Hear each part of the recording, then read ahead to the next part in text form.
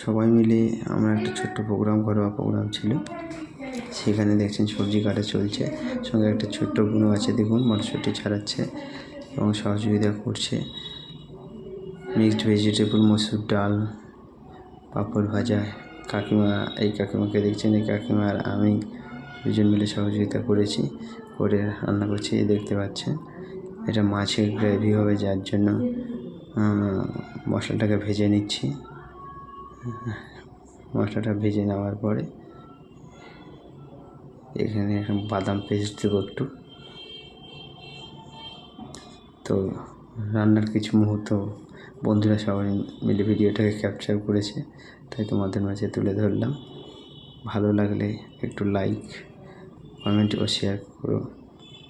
দেখতে পাচ্ছি এটা মাছের গ্রেভি মোটামুটি রেডি হয়ে গেছে।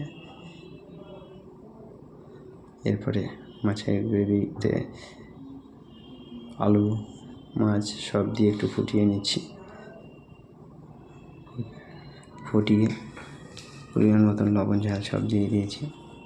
যদি এই মুহূর্তগুলো ক্যামেরা বন্দি করেছে আমার বন্ধুরা, তাই তোমাদের মাঝে তুলে ধরলাম একটা ঘরোয়া প্রোগ্রামে।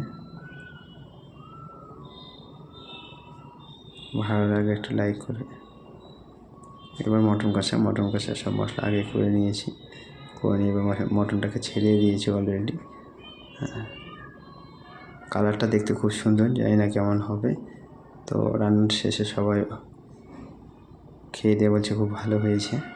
তো এরকম করে সহযোগিতা করো, আমার পাশে থেকো সুন্দর সুন্দর ভিডিওগুলো পাওয়ার জন্য, বা তোমাদের মাঝে যদি তুলে ধরতে পারি।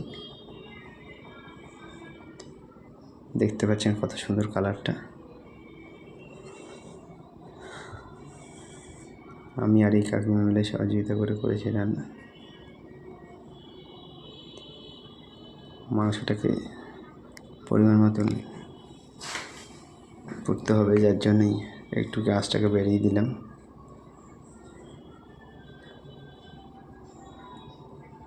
বন্ধুরা তোমরা সবাই সহযোগিতা করো, পাশে থেকো। আর এরকম সহযোগিতা যদি প্রয়োজন হয় আমার, কোথাও বলবে।